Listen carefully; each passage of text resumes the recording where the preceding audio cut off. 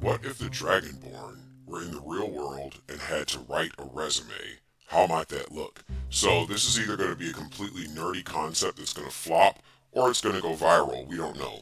So the very first thing that obviously would go on anyone's resume is your name. And the name Dragonborn, it's really cool in a video game context, but if we had this guy in the real world, that would obviously look like a fake resume and he would kind of get in trouble for it, so we're going to play around with it. We know that Dragonborn does have a first name, because if you do the quest with the ghost of Old Hroldon, he gets addressed as Hjalti. Now, that sounds, kind of European, kind of foreign, you don't know, so, it's mysterious. We gotta fix this Dragonborn part, because that still sounds too video gamey. So how might we fix his name? How about this? We take Dragon and Born, separate them out. Let's give that a capital letter here. Now, instead of Dragon, which you do have people who have the last name Dragon in the real world, but we're gonna just make that a middle initial. See? And now the word Born, we're going to actually make that sound more interesting. Let's change how we spell it. See, we don't lose any pronunciation, so there. We have his full name here, Hjalti D. Born. Hjalti Born. Now, for all you know, that could be some Swedish guy who's just a transfer student or something like that. You don't know what that is, but that actually sounds a lot more human than just Dragonborn. And obviously, I'm keeping this as neutral as possible. I'm going to assume you've completed all 5 faction quests in the game. So let's get started here. Typically, people put their address on resumes as well, although that's becoming less and less common these days. So how might we do this? Let's see. What we can do is choose a location that you typically like to live. On all of my playthroughs, I typically choose Riften as the place where I want to live, because it's right near the Thieves Guild and I often do quests for them to keep my gold up, or I just go around robbing people and sell the jewels to them. So I'm going to say address Honeyside Street, Riften, let's spell that correctly, Riften, and what continent is that on? Well, it's on Tamriel, but the country is Skyrim. So there we go. Our address is Honeyside Street. You know what, let's address a number to it. Since it's the only house on Honeyside Street, we're just going to put the number 1. So 1 Honeyside Street, Riften, Skyrim. We unbold the number that doesn't need to be bolded. There we go. So our contact information is our address is 1 Honeyside Street, Riften, Skyrim.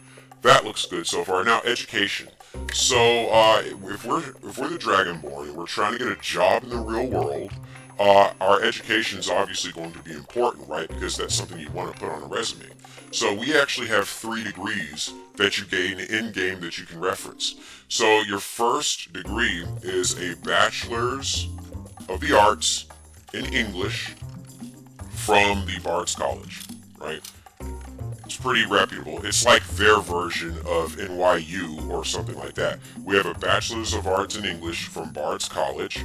What else do we have? Okay, so you actually have more than 3 degrees. You have a ton of degrees. You know all of those training quests that you do in the College of Winterhold, where you learn different levels of magic and you train with all of those different trainers? Those count. So we're going to say we have a Master's in, let's see, Masters of Material Science.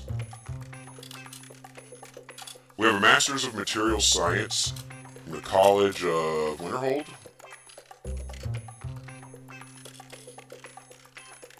And we also have a PhD, because think about it, we become the Archmage, right? The Archmage is sort of like a provost or a dean type position in the school. So we have a PhD in, let's say, chemical engineering, because obviously your alteration magic has to do with that, right? And if you're learning master level alteration spells, we'll just say physical science. Actually, I would say physical science is better, or we'll just say PhD in engineering.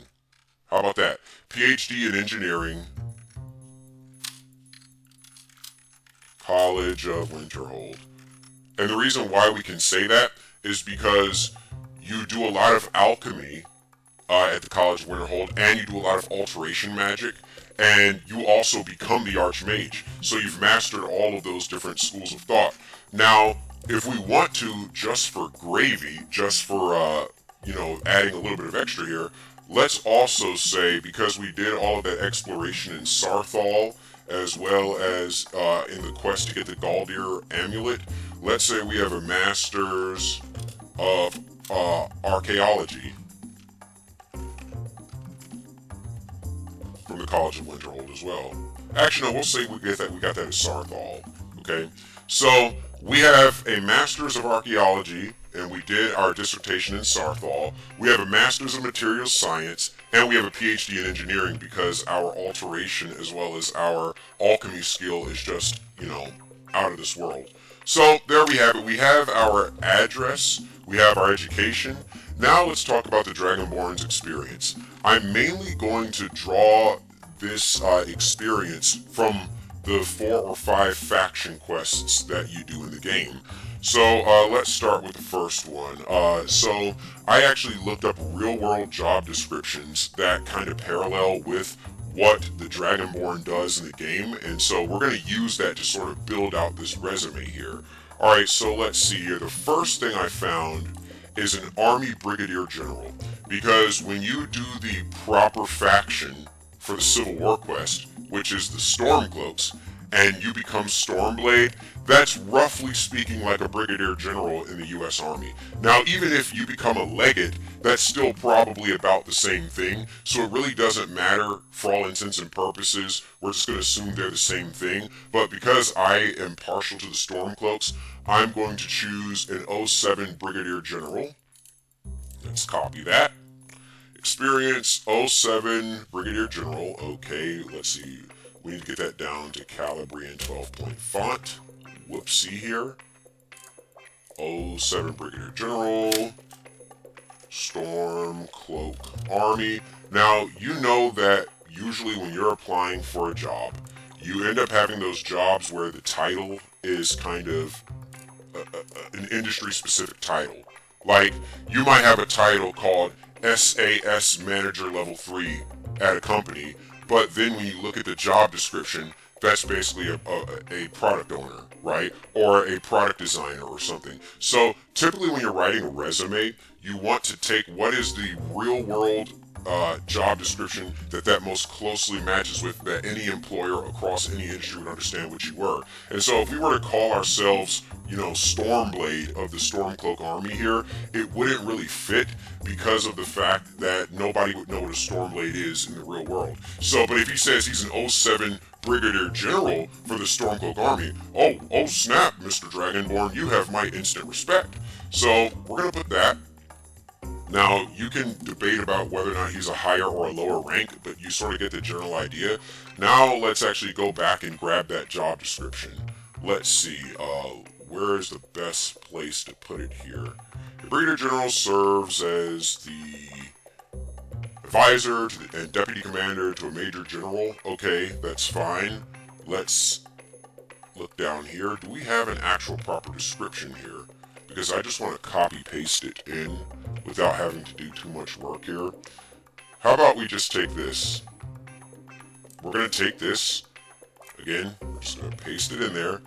But what we're going to do is get rid of this, because that really doesn't help us. We're going to break this sentence apart so we have our nice little bullet points. And you typically want to put your duties in past tense. Now, served as the advisor, how about we just say advised? We're going to get some bullet points out of this. It would be so funny if this actually ended up going viral. Let's see. Do we have anything else that we can grab as bullet points out of this job description? Let's go back and see if there's anything else.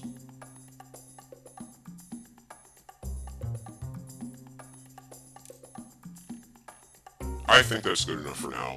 You guys get the idea of what's done here. So, we're going to make bullet points out of this. make some bullet points, and boom. There we go. So now we have his experience in the Stormcloak army on his resume. Now let's do the next faction that you're most likely to do in Skyrim. Let's see here. Alright, so we're done with the general stuff. Now we're going to talk about the Thieves Guild.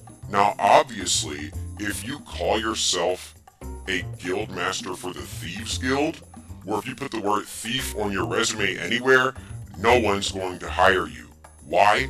Because they're going to think you're going to steal from the company, and you want to make sure that you don't damage your reputation by putting something like that on your resume. So we're going to have to get creative with this title, where we still technically tell the truth, but we just sort of bend it a little bit so that it looks less ugly. Because our main job was we were really good at stealing from people. So we're going to say we were a logistician. And because we were a guild master, we're actually going to say master level logistician. For, we don't want to say the Thieves Guild, so we'll just say the Riften Guild. We're going to take out the words that are incriminating and make it sound as truthful but beneficial as possible. So we're Master Level Logistician for the Riften Guild. I may want to actually bold these job titles too, so they're easier to distinguish from the descriptions themselves. So what did we do as a Master Level Logistician? Or the word level there is kind of redundant. Master Logistician. Why are we a logistician? Because if you think about it, logisticians deal with shipments, right?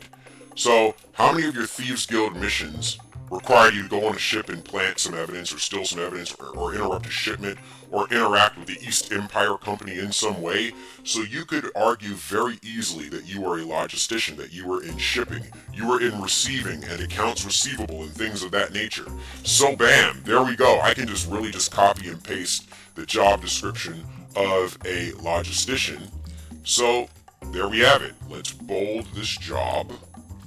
Alright, so far y'all, that's looking really good. We're starting to fill it out, and we're not even done. This is going to end up being a 2-page resume for Mr. Hjalti or Hjalti D. Born. So we've already covered the Thieves Guild quest line. Now, let's keep on going here. Now we have something very interesting, okay? Dark Brotherhood.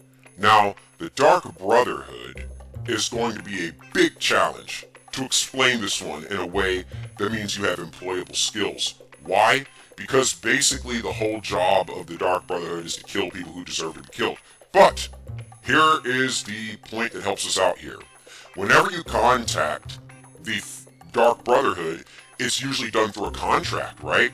Because you agree to pay a sum after the person's been taken out. And that is how we make this not sound as horrible as it is and make it sound like a good employable skill. If you were in the Dark Brotherhood, you did handle contracts, right? So you could become a contract specialist. So that's what I would say would be basically what he would call himself. So we're going to call ourselves contract specialist. You receive contracts all over. Now let's keep our formatting here consistent. Contract specialist. Okay, how are we going to identify ourselves? Because we cannot call it the Dark Brotherhood. That sounds like a cartel or something, or a new gang that's popping up. They're going to look at the resume and say, Dark Brotherhood, is that an offshoot of the Yakuza or MS-13? We can't do that. So we were a contract specialist for the Society of Falkreath. Now, that's technically true, because the Dark Brotherhood was a secret society that worked out of Falkreath until their entire operation got shut down by the Penitus Oculatus, and then they had to operate out of Dawnstar. So we could actually, you know what, Dawnstar would be better, because remember how we open up that new Dark Brotherhood cave in Dawnstar? And then, because we become the listener of the Dark Brotherhood, lead contract specialist, Society of Dawnstar. See what I did there? Because you're the listener of the Dark Brotherhood. You're in charge of them all. So then we can just take all these responsibilities that have to do with a contract specialist, copy them, and boom, here we go. because every Dark Brotherhood contract starts with a contract. Even when you had to kill the Emperor and the members of the Dark Brotherhood all got killed, you still fulfilled your contract despite extreme adversity. So this is starting to look really good, guys. Hjalti Born, 1 Honeyside Street in Riften. We have all these degrees from the Bard's College and the College of Winterhold. We're a Brigadier General in the Stormcloak Army, a Master Logistician of the Riften Guild, a Lead Contract Specialist in the Society of Dawnstar. Now, all of this Winterhold education covers your tenure as Archmage. So I don't really need to put Archmage down here because all of that education covers that you're the Archmage. So I'm not going to put a separate job down here for being Archmage. Okay, so now we have the final faction quest that we're going to include, and that is for when you decide to work for the Dawn Guard in Fort Dawnguard. You know, when you're killing the vampires of Volkiar Castle. Now, if you choose instead to join the vampires on this particular faction quest, then what you're basically going to have is to have another contract specialist type position, because it's basically, if you join the vampires of Castle Volkiar, that might as well be another Dark Brotherhood. They're not really that much different in terms of their motivations. They kill who they want to kill and preserve their reputation, and they make their entire reputation out of scaring people to death. So, really there's not much difference. If you joined Castle Volkiar, just stop here, you're done making the resume. But for those of us who chose to work for Dawn Guard, let's see. If you notice, when you were doing Dawn Guard, you had to investigate suspicious vampire sightings, you had to rescue the scholar that helps you read the Elder Scroll, the Moth Priest, if you remember the Moth Priest related missions, and you basically had to root out corruption from vampires wherever you saw it. For example, you had to investigate that vampire that was hiding in the court in Riften that was working for Lele Lawgiver. You had to actually isolate him, investigate him, and take him out. So that aligns very much with like an FBI agent or something of that nature. So we're going to call ourselves Special Agent, because that's what we are. And Fort Dawnguard sounds legit already, so we don't really need to do anything for that. Fort Dawnguard, or we can say Fort Dawnguard Security Inc. Okay? Because their job was to protect people from vampires. So, Special Agent for the Fort Dawnguard Security Inc. Now let's grab a job description for like a special agent or a criminal investigator. Okay, so this looks good. We don't really need to think about it that much because you can argue that we did all of this in the Dawnguard DLC.